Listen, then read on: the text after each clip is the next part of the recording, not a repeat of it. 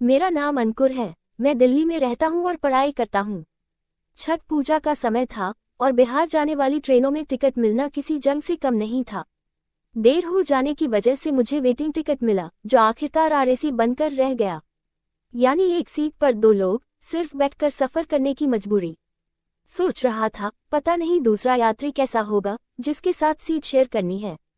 नई Delhi railway station पहुंचा तो गाड़ी पहले से खड़ी थी। अपनी सीट ढूंढते ढूंढते पहुंचा तो देखा एक खूबसूरत महिला बैठी थी। उम्र करीब 28 साल, साड़ी में गजब की आकर्षक लग रही थी। उनकी मुस्कान और आंखों में एक अलग ही चमक थी।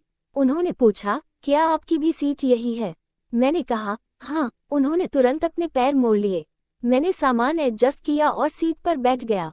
5 मिनट बाद ट्रेन चल पड़ी। धीरे धीरे बातचीत शुरू हुई।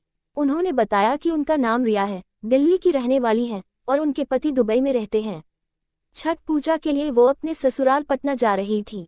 लव मैरिज थी उनकी और बातों से लग रहा था कि वो पढ़ी लिखी और आत्मविश्वास से भरी थी। उनकी मुस्कान और बात करने का अंदाज इतना प्यारा था कि मैं धीरे धीरे उनकी ओर खींचता चला गया। मैंने अपनी जिंदगी की कुछ बनाई बनाई कहानियां सुनानी शुरू की और वो बड़े ध्यान से सुनकर हंस रही थी। रात के 11 बज गए। टीटी आया और बोला, आप दोनों की टिकट कंफर्म नहीं होगी। मैंने मन ही मन भगवान का शुक्रिया अदा किया, क्योंकि मैं तो यही चाहता था कि हमारी सीट आरएसी ही रहे। मैंने रिया से कहा, आप आराम से पैर फैलाकर सो जाए।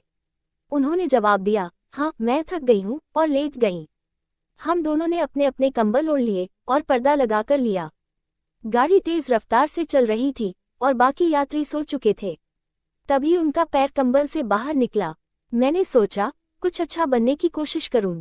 मैंने कहा, आप थकी हुई हैं, मैं आपके पैर दबा दूं। उन्होंने प्यारी सी मुस्कान के साथ कहा, तो रोक कौन रहा है? मैंने कंबल के नीचे उनके पैर दबाने शुरू किए।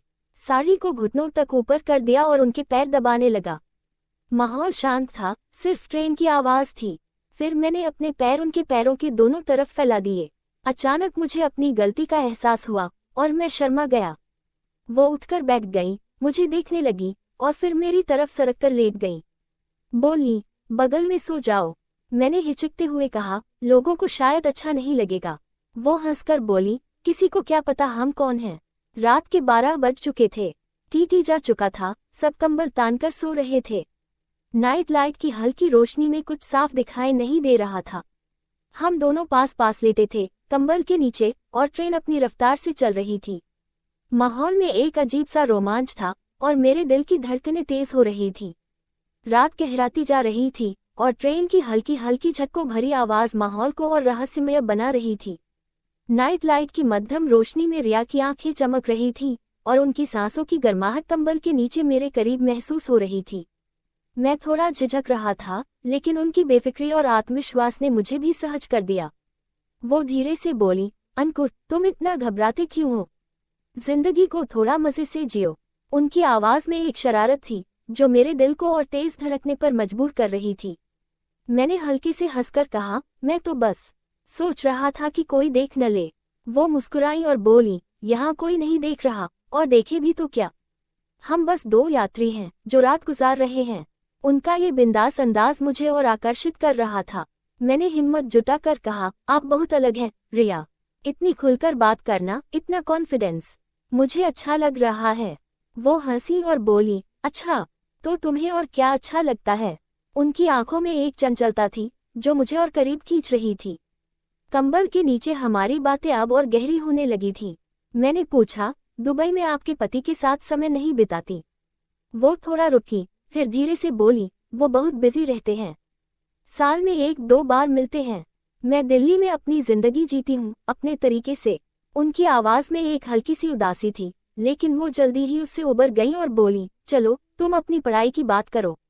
कोई गर्लफ्रेंड है या सारा टाइम किताबों में ही डूबे रहते हो? मैंने हंसते हुए कहा, गर्लफ्रेंड तो नहीं, लेकिन किताबों से भी ज्यादा कुछ और सोचता हूँ। वो हंसी और बोली, अच्छा जी, क्या सोचते हो? कोई राज खोलो। मैंने मजाक में कहा, राज तो अभी बन रहा है, इस ट्रेन में। वो जोर से हंसी और उनका हंसना इतना प्यारा था कि मैं बस उन्हें देखता रह गया। रात और गहरी हो चुकी थी। ट्रेन की रफ्तार और कंबल में हम दोनों एक दूसरे के और करीब आ गए। तभी उनका हाथ मेरे हाथ पर हल्के से टच हुआ। मैं चौंक गया, ये तो वक्त ही बताएगा। लेकिन उस रात, उस आरएसी सीट पर, दो अजनबियों के बीच एक अनोखा रिश्ता बन रहा था।